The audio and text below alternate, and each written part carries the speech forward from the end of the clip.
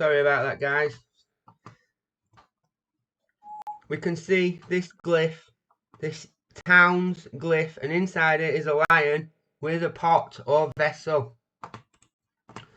So we can see that this glyph, town, city, is the symbol of the National Heritage Museum. This ancient Egyptian glyph from a palette in the Narmer collection. Town or city. The English heritage and the UNESCO symbols.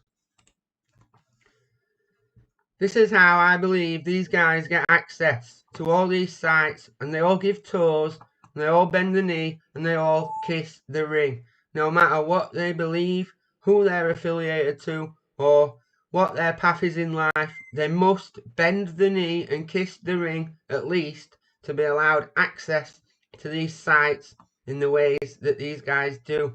We can find this across the board from Hugh Newman and Andrew to Brian Forrester. Even Dakota gives these tours. One of the old guard that I've talked about before, John Anthony West, the late John Anthony West. Here we can see him in Dendera. John Anthony West, we can see his books, Keys to Ancient Egypt, but it is the Traveller's Key to Ancient Egypt. And another book, The Serpent in the Sky. The way to ask a man if you believe he's a Mason, okay guys, is ask him, are you a travelling man? And he will reply or respond accordingly. Okay? You can see John Anthony West with Joe Rogan. This guy keeps popping up a lot. He seems to be the bridge between this truth-seeking alternative history community and the mainstream real world. Joe Rogan. Of course, John Anthony West and Robert Schoch were responsible for the Sphinx water erosion theory, which, let's just sum this up guys, it proves that water overcame at least the Sphinx enclosure. We believe the whole world as scripture, Bible readers and believers. I don't really want to call these guys, and I don't want to be about that, but I just want to show you these connections. So NEXT is a music CEO, next level music marketing, and Hugh Newman, Mr. Hugh Newman from the History Channel and Ancient Mysteries, let's say, he's involved with the music marketing, metaphysics, the music. Okay guys, here we can see NEXT doing the Osiris Risen expose. This Bomb Squad, this is important guys, we'll come back to Bomb Squad. We can see some album covers from NEXT and his artists. We can see the Circumpunct. This one guys has some guy nailed to a cross. This guy has the fleur-de-lis, and this album cover, there's two guys, one of them has some part of him missing, which implies or gives the illusion to this guy having a head on his shoulders, a third party entity. We don't need to go over this guys, I'm just trying to highlight little things why I think what I do about these guys.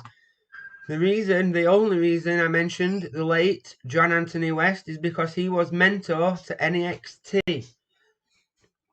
NEXT's mentor, John Anthony West, the closest guy I've seen get to the meaning of the Dendera bulb, taught NEXT. I don't believe NEXT can give tours at Chichen Itza and Dendera and know all this stuff and not know the meaning of the Dendera bulb or the ball court relief or connect the two. Here we can see him at Chichen Itza with the Jaguar throne. Here we can see NEXT with Mr. Zaire Hawass. We can see NEXT linking up with Matt Simpson from Ancient Architect channels. Okay, now I like this guy Matt, but he's connected guys, and there's no two bones about it. We can see Johanna and NXT on one of their tour posters. and this poster here at the end shows Mysteries of the Maya. This guy certainly knows and is connected and gives tours about both Egypt and the Americas. Ancient Architects, Matt Simpson, he did a video about the Queen's Chamber, the Northern Shaft, and he identified this anomaly, which turned out to be some sort of secondary shaft going off, and this has been named the Simpson window. Now that's quite an achievement, okay guys? But what about the truth? These guys must know more than they let on. They at least must withhold for access. Now this guy Larry Paul, I contacted this guy. I am naive, guys, and I do try to see the good in people. This guy is selling God and Enoch as the builder of the Great Pyramid. He is the owner, I suppose, of the American Institute of Pyramid Research. Here we can see Larry with Dr. Charles Koss, and with, again, we can see Larry and Mr. Zai Hawass, because they all must bend the knee, guys. You can't just sell 30 tickets to go to Egypt to people and go traipsing around all these places without bending the knee to places, organisations like UNESCO and people like Mr. Zai Hawass. Larry Paul is the one who, if you haven't seen, is responsible for releasing this information. He seems to be the finder, but I believe they always knew about this, guys, about this mark in the Great Pyramid, which he says is connected to Enoch. I see an as above, so below, and I see a Q, guys. Now, nobody has said up to now this is a Q or an Ouroboros serpent. Larry Paul says it's a circle. It is no circle, it is a Q. A Q or an Ouroboros, guys. And as above, so below, okay? This is Larry Paul, the American Institute of Pyramid Research with Mr. NEXT. This is all to do with YouTube, guys, because they know that many people realize things aren't what they seem in this world, and we're turning to the internet to find answers. And they've combated this already, guys. They have people in place to sell you a 6 for a 9 on YouTube because they know you are looking, and there is a seat for every bum. Tailor-made. If you don't like one guy, you will certainly like another. And they all seem to be connected in this club together. Now, this is far, far deeper than a few people linking up on YouTube and giving tours around ancient sites. As I've said, Jimmy Cossetti and many of these other guys are connected to Joe Rogan. And when we talk about degrees of separation, this is a good example to show how Jimmy Cossetti is 1 degree of separation away from people like Conor McGregor and the UFC. Now, what does UFC have to do with this? Why am I including this? Well, Johanna is an ITV actress, and her latest show is called Deep Heat. And here is the poster for it and a screenshot from this show where she is a wrestler. We can see Johanna doing the Baphomet horns, the horn hand sign. She is the masked wrestler. Of course, Johanna is no stranger to throwing up all the signs. This is why it's so easy to point out Johanna, although I don't believe they're hiding anymore, guys. And I'll show you in a moment one of the things what threw me off and led me to hold up with this. Here we can see Johanna doing the shush and holding her chin. I believe she is at least Order of the Eastern Star, and the Eastern Star we can compare to the Baphomet, and through her actions we can certainly link the two. Okay, guys? She cannot resist keep throwing up the horn hand sign and the mocking tongue of Kali.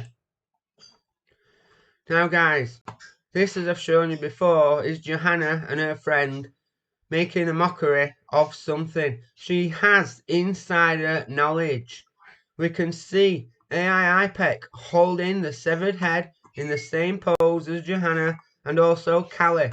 We find this on the 9th degree Freemason apron. Now, when you wear the aprons, as I've said before, guys, that what you see, what you're looking at, is totally different when the Mason looks down what they see. And this is a perfect example, guys. The 9th degree, this is supposedly the head of John the Baptist. We see a 9, but they really have a 6. Now, I've said about selling a 6 for a 9 for a while now, guys. But I've only come across this 6 and this 9 on this apron and realised in the last few months they truly are selling you a 6 for a 9.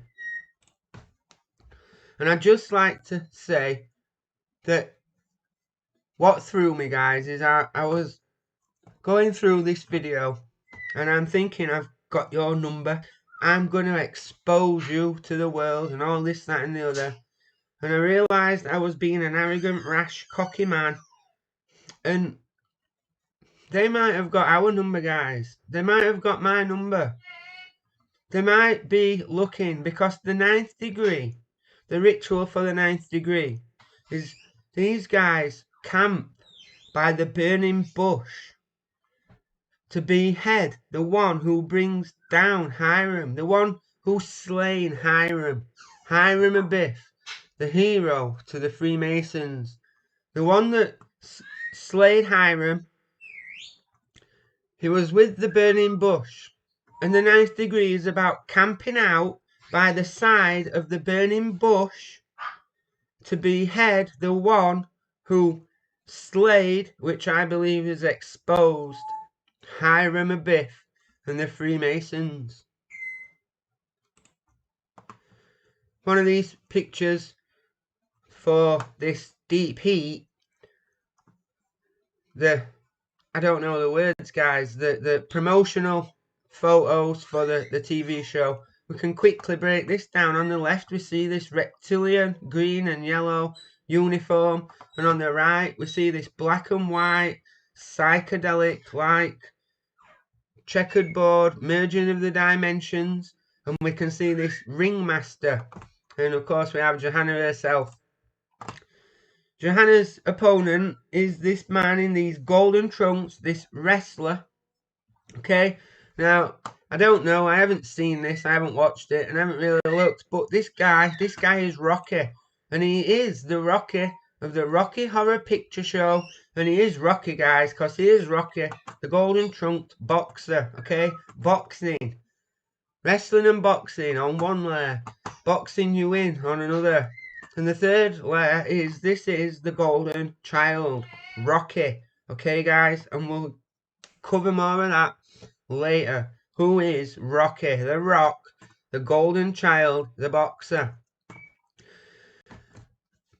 While I was doing this video, somebody contacted me about the WWF, and I thought that the coincidences, just tying this into the UFC and the wrestling, they contacted me and asked me if I'd seen this guy, Kane. Now, some of you will be aware of me talking now about this red man with these black stripes, this tiger style. Okay, guys? Kane. This is Kane the wrestler. I looked into this because I thought it was interesting, and apparently Kane's brother is the Undertaker. Kane and the Undertaker, which is exactly like how I believe Baal and Kane were brothers through Adam. We can see the Undertaker and Kane, as Kane progressed through his profession. He went from the red man with the black tiger style stripes to this white man with the black stripes on the white face, and he ended up with this tongue, this mocking tongue, and this scorpion logo. The scorpion again, guys, because the Scorpion King, Apollyon Abaddon. Okay, and down here we can see, well, you can see for yourselves, guys.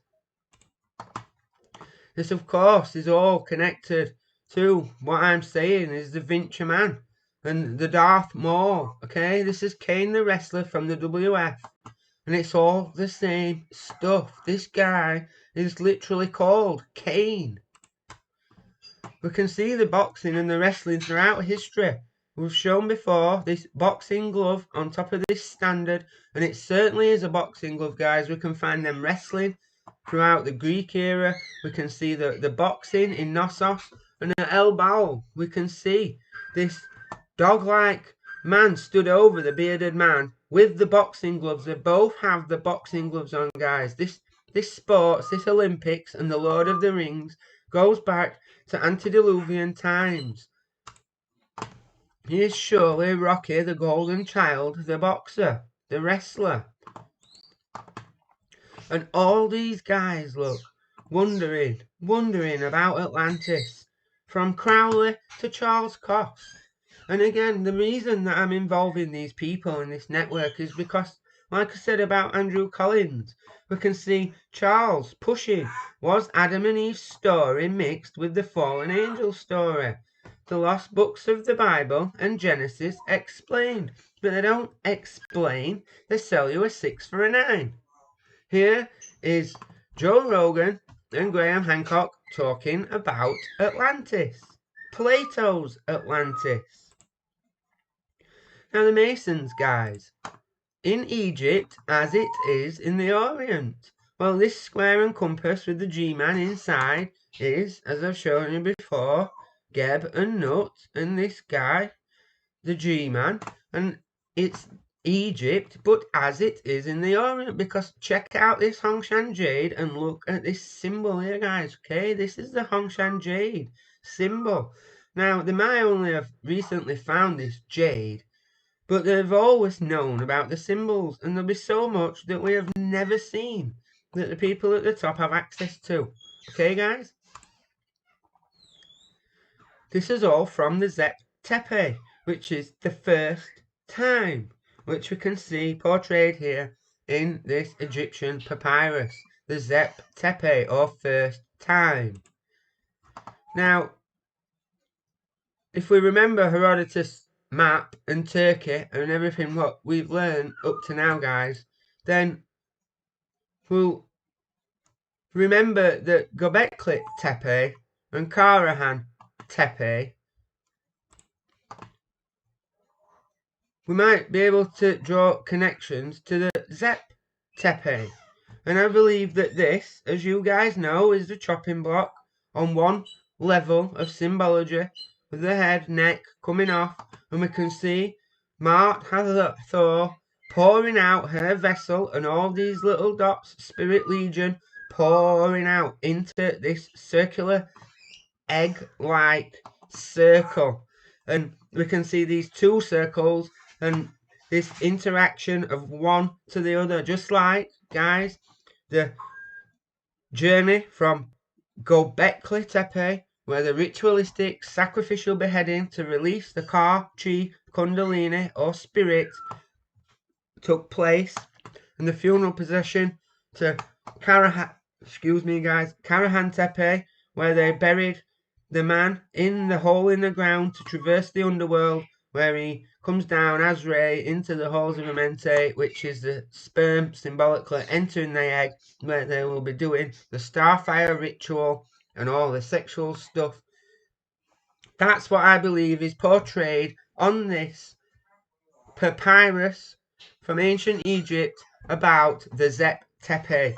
And another interesting thing to note is on this papyrus we see these little stick men with their erect phalluses and the hoe. Okay, guys, we'll come back to the hoe and the Tepe connection in a moment. But Göbekli Tepe, Karahan Tepe, the Zep Tepe. Okay, guys, go back in time to the car of Ra in a man time, the first time. Okay, guys, Göbekli Tepe, Karahan Tepe, Zep Tepe. This is where we got the Valor Chi, the spirit of Valor, the possessing spirit of Vlad Tepes. This is not about Vlad, this is about the spirit that possessed Vlad, which is the possessing spirit, the Valor Chi of Wallachia, where the Vinca culture were.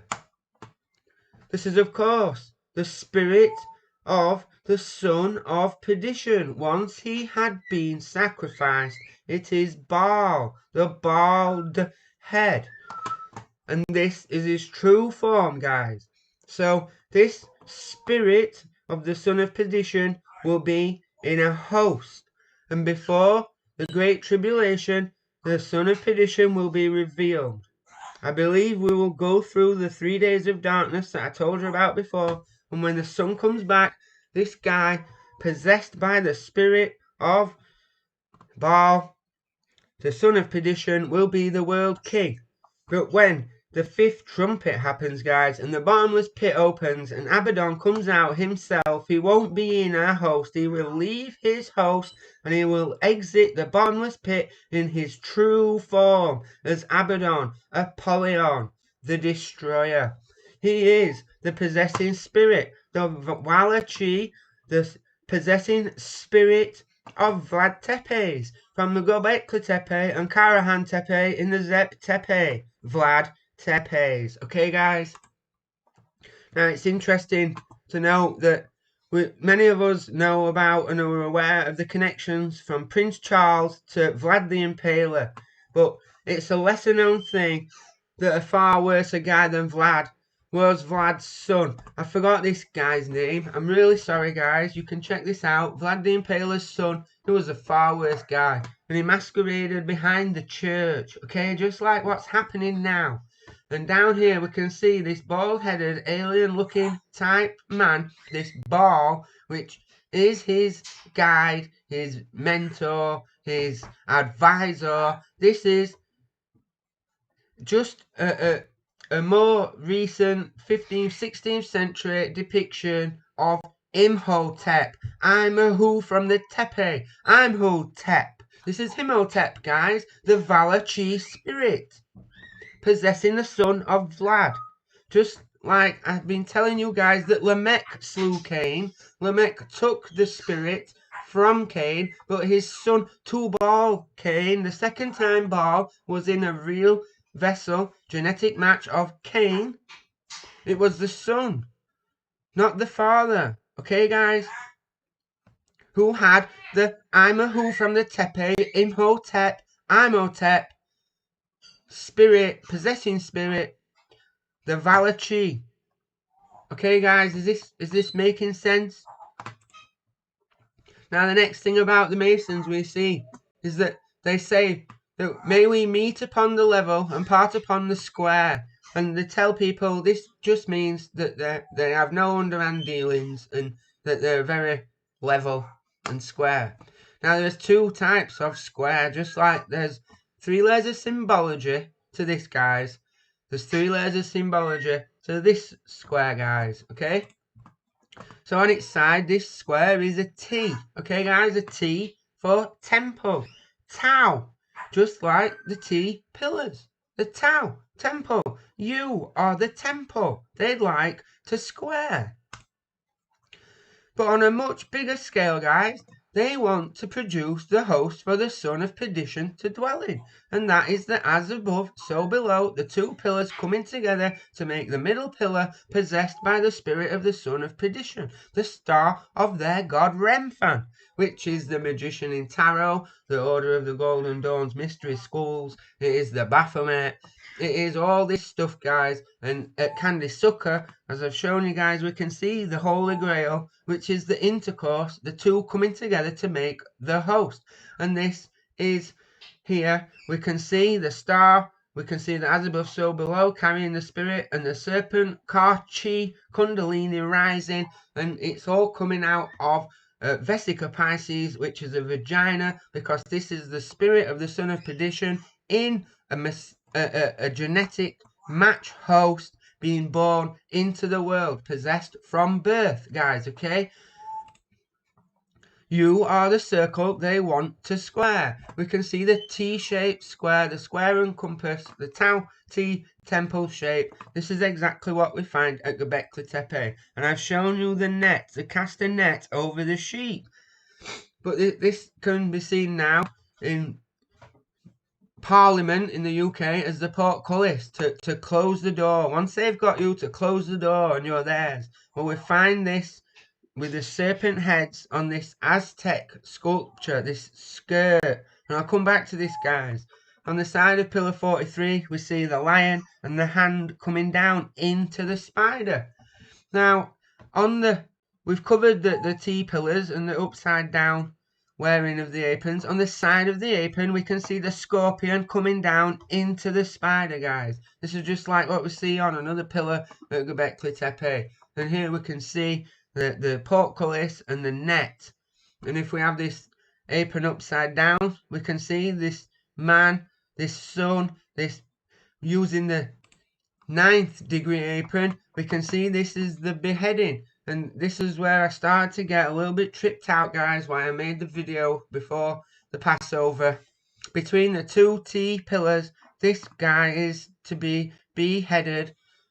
The 9th degree camps by the burning bush. Are you getting what I'm telling you, guys? They camp by the burning bush to execute revenge on the one who killed, slain, exposed Hiram. This is the temple of the victim. They're selling you a 6 for a 9, but they're camping by the burning bush to find the one who exposed Hiram to behead him, just like John the Baptist. Just like we see in the Altimara caves. Okay, guys, between the two pillars, the ritualistic sacrificial beheading to release the Ka-Chi, Kundalini or spirit between the two pillars of the Tepe, in the Zep Tepe. This is what we see on pillar 43, the beheaded man with an erect phallus. I believe this piece is missing. He must have had his arms in the air in a car position, and we can see the spirit of the scorpion king, the king of the scorpion locust, the angel of the bottomless pit, Apollyon Abaddon, raising out of the man, which is the frill, the light, which we can see on Highlander with the cut when Connor makes Duncan take his head so that they can both go together to defeat Jacob Kell. This is exactly what we see on this ivory bone fragment from the paleo world. The man with his arms in the air and his big phallus with these dots raising, well, these jewels of the Grandmaster, I think. This is the T, the temple, and these are the spirits coming out. Look, guys, the spirits coming out. And when we look, it's just a bar with these chains hanging down, but to the Mason, it's the ritualistic sacrificial beheading to release the Legion. And that's why the T-pillars, which are symbolic of a temple, which equals a man, have all these dots in their head. And I believe this is what these dots coming out here of this rhino, this king horn, right? This, guys, this is starting to make sense yet, guys.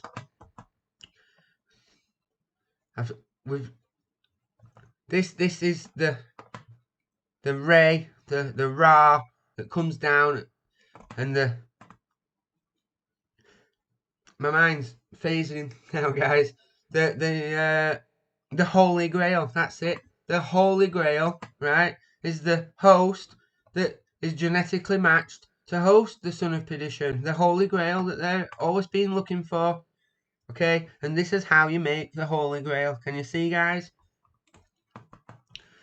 And this is the spotted boar from Catalhoyuk.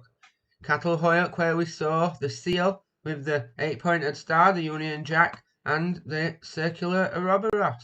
And we find this man where the dots go in and they work their way up to the crown chakra to take their crown and take this from oppression to full possession. And in the case of the world king, the coming anti-Messiah, the Messiah to the first men, Cain was born with the spirit of the Son of Perdition to begin with. And he was the Messiah to the first men. We can see this now in the Hermetic Order of the Golden Dawn is what we see in many church windows and the Rosicrucian logo. It's all the same stuff, guys, okay? So we say there's 3 meanings. Well, there's 2 main meanings for the square and compass is, of course, to build, And the second meaning is to draw. This is the squaring of the circle, and you are the circle they want to square. The squared circle. Okay, guys? Okay? Don't be a square. Okay, guys? The squared circle, the boxing ring, which is no ring but square. Okay? And the red and the blue corners. There's so much to everything, guys. This is going to take a long time, so we're not going to get too deep into stuff. We're really skimming the surface, the squared circle and the boxing. Okay? But what's the third layer of the compass then? The third meaning of the compass. Well, if we look at all these Freemasons who have these compasses, we begin to see that they're using these compasses on maps and globes. Okay? And this is the thing. This is how they plotted maps and how they worked off the stars, guys. The stars are set in their place. They are immovable. They are placed by the creator. They're set in their place. So they map the earth off the stars. And then after the cataclysm, all these Freemason, these ancient archaeologists used the stars and plotted on the map with the squares and compass to find the pre-flood sites. They've always known, guys. Since Ham came off the boat, they've never not known. We were born without this knowledge. Our parents didn't all know this stuff. But the people at the top, guys, this has never gone away. They use the stars and they plot on their maps to find the antediluvian world, guys. Okay? And these places make nodules on the map and they make a grid, the flower of life. And this is all to do with the ley lines. Okay? And not only does this work on a ball earth map, it works on a flat earth map just the same. So let's not get into these arguments, guys. Right? It works on both flat and globe earth models. Now it's interesting that the United Nations want to use the flat earth model for their map, and this flat earth model of a map that shows Antarctica as the center, okay, this is inside this crescent, this two olive branches crescent, just like the circumpunct in the crescent, okay, guys? And that's why these guys like Tyson Fury and even MotoGP and the champions, to wear the laurel, it's called, okay? Just like Caesar, because this wraps around his pineal, okay? This boxer, Tyson Fury, he has this laurel wrapping around his pineal. Now, why am I talking about Tyson Fury? Oh, we're talking about the boxing and the boxer. Okay? This guy is the Gypsy King. Are you a travelling man? Yes, this guy is a travelling man for sure. We know this guy is a travelling man. Okay? The travellers, the Roma from Romania, Wallachia. Okay, guys? This is the belt that the WBC made especially for Fury's clash with Dylan White, called the Best of British. And inside we can see the red X cross mark, okay? Along with this mark on this belt, the poster for Fury's last fight with Chisora, or was it his second fight with Chisora? I'm not sure, guys. I forgot about all this stuff, right? One of the fights with Chisora, okay? Might even be first fight because it doesn't say Chisora 2. We can see the point here, guys, is this flaming Ouroboros dragon.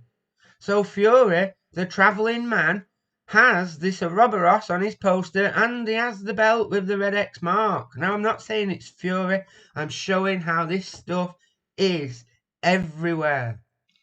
Fury can be seen posing as the Undertaker, exhibiting his WBC ring.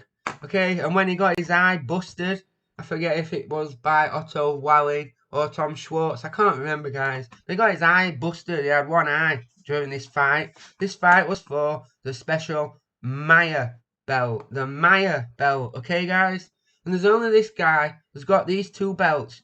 nobody can ever fight for these belts again. These are his belts forever.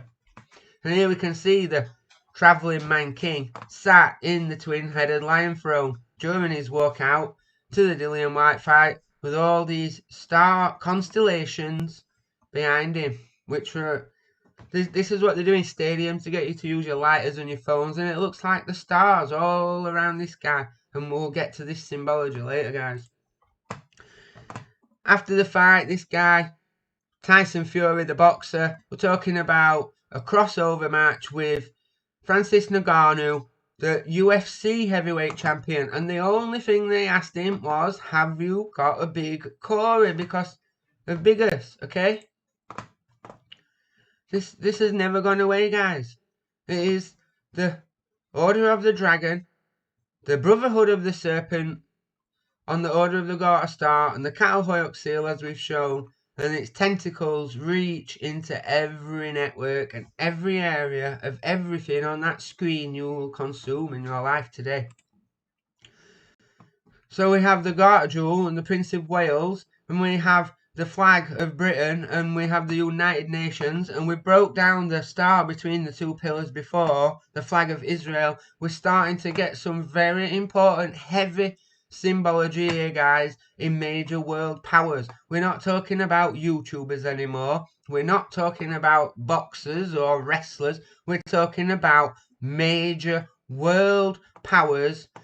And you guys now can read the symbology behind it all. And these guys pull the strings of the 4 organizations. And the 4 organizations in turn pull the strings of Hollywood and the Olympics and the wrestling and ITV, ESPN, HBO Max, Netflix, WBC, YouTube, what we're all using and looking for truth and answers, the UFC, Sky, all this stuff and so much more, guys.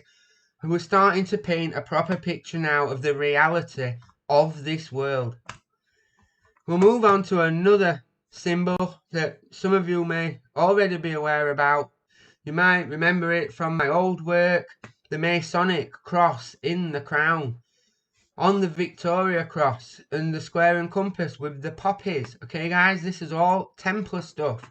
You might be familiar with this map that I did back in the day, with all the ley lines, and I plotted out some important places, and it revealed this: the Templar cross in the crown in England, the pyramid in Ireland, the 5-pointed star in Scotland. And we'll get back to how this ties into Queen Scotta, to the Canaanites and Philistines that Joshua cleared off from the Levant, that fled with the Phoenicians and entered into Ireland from the west coast and became the Tuatha De Danann, and how the Norse Vikings, what I believe the Israelites who were captive in Babylon, who didn't all refuse to bend the knee, some of them mingled and mixed the seed with Babylon, and when Cyrus released the Israelites to rebuild Jerusalem, they didn't all return, some went north, and these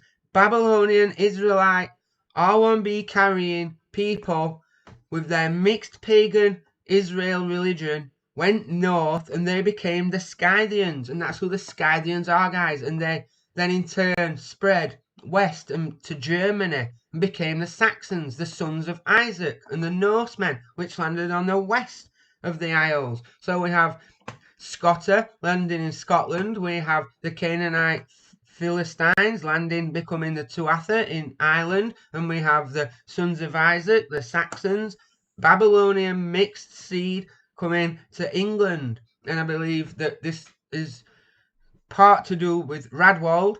And this point right here, we've not covered this line much. We've talked about this line from Lyme Regis to Whitby, and the points like Glastonbury and Bath and Newport making the crown. But this crossbar, this is Blackpool. Well, I've since found that this point here is where Roudweld, Beowulf, where he landed, guys. The 6th or even 7th, I'm not sure, feathered serpent.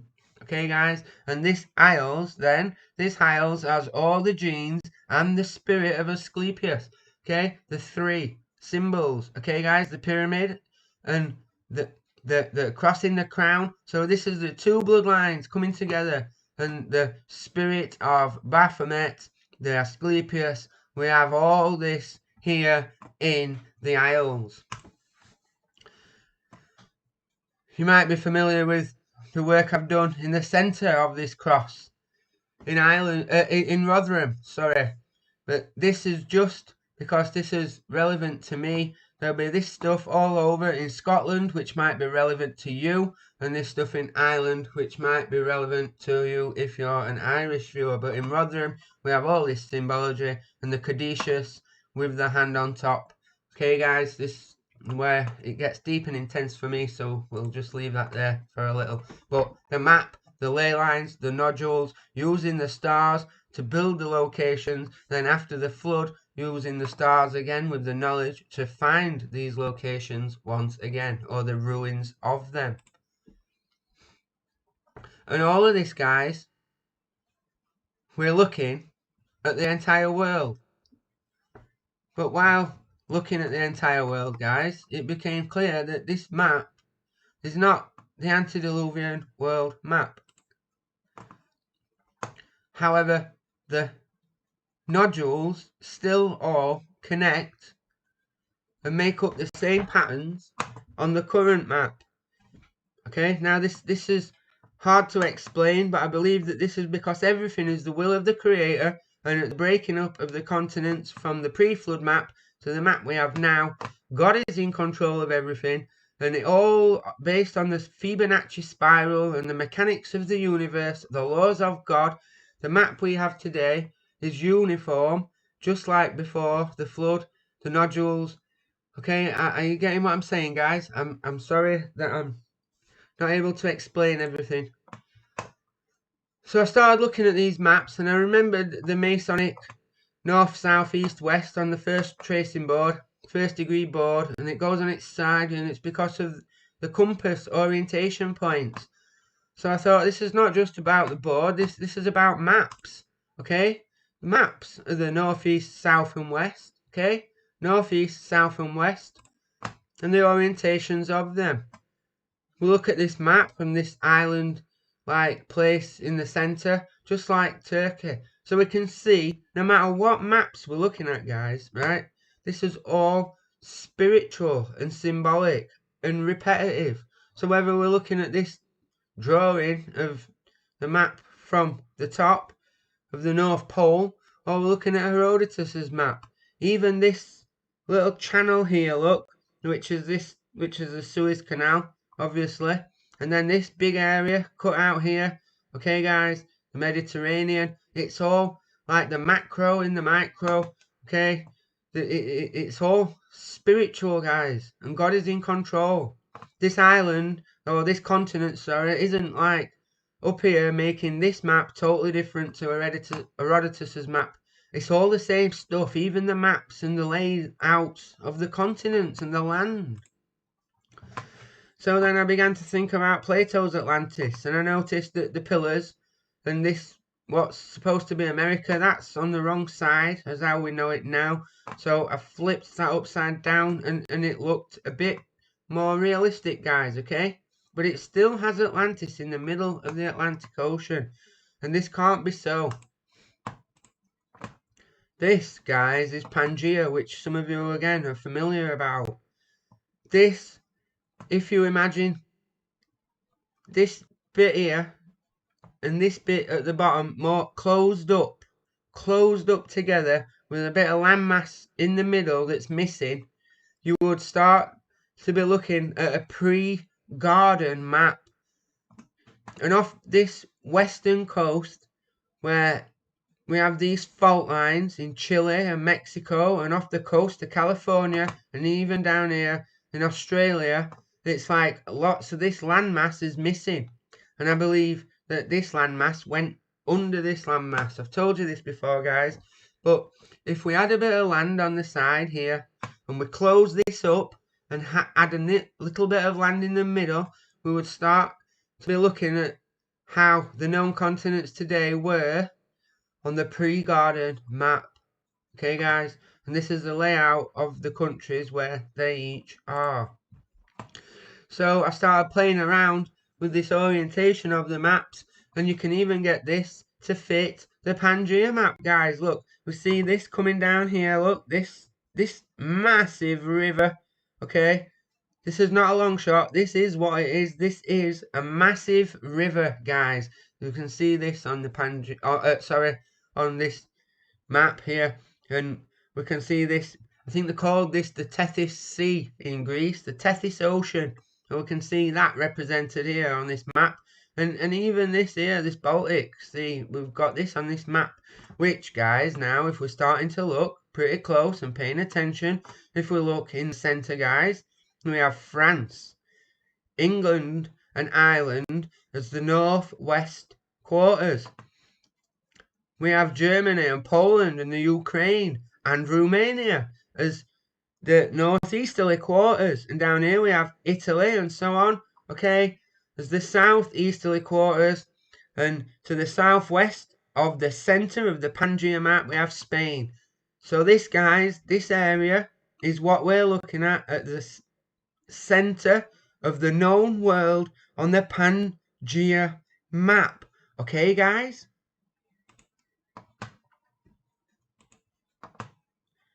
So I began to look at this more closely, and it turned out that right at the centre is France. And I started to think about Paris and Karnak and things like that.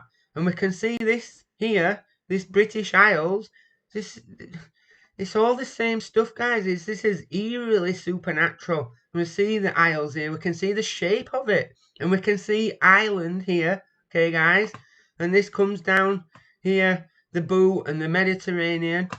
And to the east, to the right here, to the east, we can see a large channel and another island, guys, okay, which would have been in this Tethys Ocean. And these guys are plotting this out on this map. They've always known, they've always been looking, guys, for the pre-flood world. Okay, guys? How's this sitting, guys? Please get in the comments. Check this all out. So I started to play around and rotate these maps because I thought that Eden, with this fault line, as I've talked about before, and this place going under, I always assumed Eden to be off the coast of Chile and Mexico and California. Just like this island here. Okay, guys? But it doesn't seem to fit. Even though it looks similar and the same sort of layout, there was something not right about it. I tried the Pangea map upside down to make it fit, so that Eden would have gone under, but that left loads of problems, guys, because we've got this whole area here, and bits of China and Tibet, coming off bits of China and Tibet. This has to have been closed up with some sort of landmass that's not present, guys. Okay? I also started to look at these things like Australia being connected to Antarctica and India. Okay, and I found this highly interesting. I'm going to cover this in the next part. Looked at all sorts of maps, guys, and I'm not just doing this on a whim about a Pangea map and some cartoon map that's supposed to represent the Earth 500 years ago. I've looked into this, guys, okay? This is more realistic what the pre-garden world looked like. And this Paleo-Tethys Ocean, this pre-Tethys Ocean, has this bit of land missing, okay, in the east. And I put it to you guys that this is where the garden was built. On the 11th of April, I saw this news article that says scientists have stitched together the most high-resolution map of the underlying geology beneath Earth's southern hemisphere, revealing something previously undiscovered.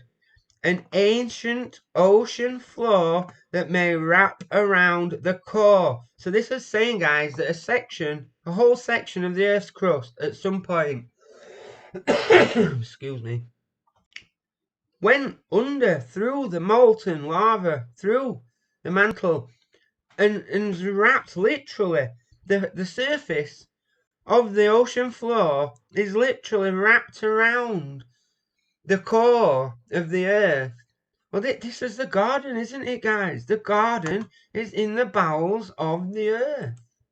Okay? This is what they're showing, and this must have been here in the east. And when it went under, it left the Tethys Sea.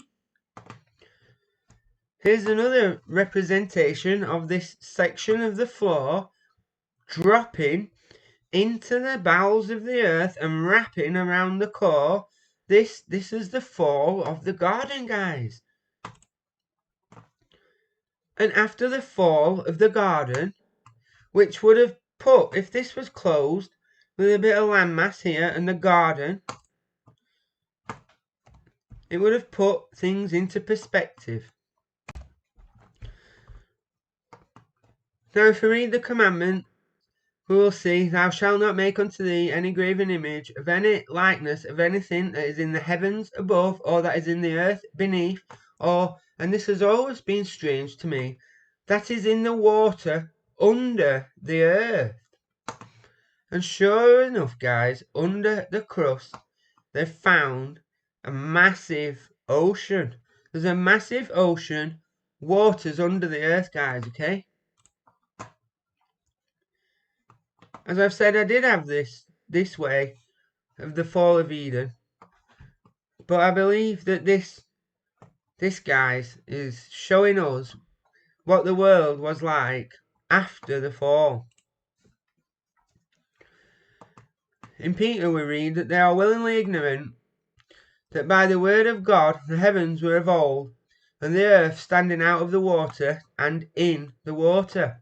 So we're looking down at this landmass in the water, and the Egyptians have this primordial mound coming out of the water, and I've shown you how I believe that this was the earth sat in the waters. But how can this be? Well, I used to believe that where they say there's a dome and a flat earth, I've always believed it's more of a dome containing the universe and the earth in the Milky Way solar system with the planets orbiting around it within the dome. And this is the dome that they talk about, right, guys? The edge of the universe that's expanding in science, right? However, I understood this to be the floor of the glass ceiling in the throne room. The glass sea, the floor, the universe is under here, guys. And it made me think about this what they call the molten sea of Solomon in his temple, or what we may know as the lava. Okay?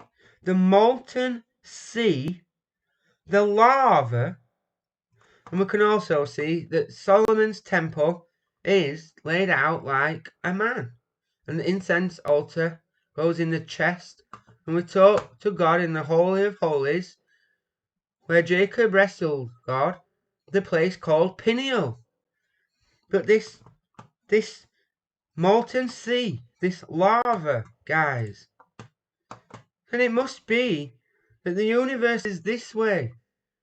This molten sea and the glass ceiling, and then beyond the glass ceiling is the glass sea, the crystal floor within the throne room, guys, with the elders. Do you see, guys? And under the glass sea is where Ezekiel saw the cherubim. Now, Ezekiel's cherubim went with these vehicles, which were wheels within wheels, and they were there under the glass sea, under the throne of God. Many of you know about the Ophanim. I don't know how I might have butchered that, guys. The wheels within wheels is a literal description of the rings with eyes surrounding the eye. If any of you have seen Sirius through a telescope, or any of the stars, guys, this is what Sirius looks like when it's in focus. They'll tell you this is out of focus. They don't want you to be looking at these things. They want you to blur this out, so it's just a blurred white light. But this is Sirius. We can see that it's rings within rings, just like the Ophanim. which are the cherubim's vehicles under the sea of glass that's beneath the throne. Which is this, guys, okay? And the stars, the angels are the stars. And they're under the glass sea and the dome. Okay, guys? Do you see, guys? Okay? Alright, guys? The stars are the angels, guys. So, I'll leave it there. And may Yeshua bless us all. Stay tuned for part 2.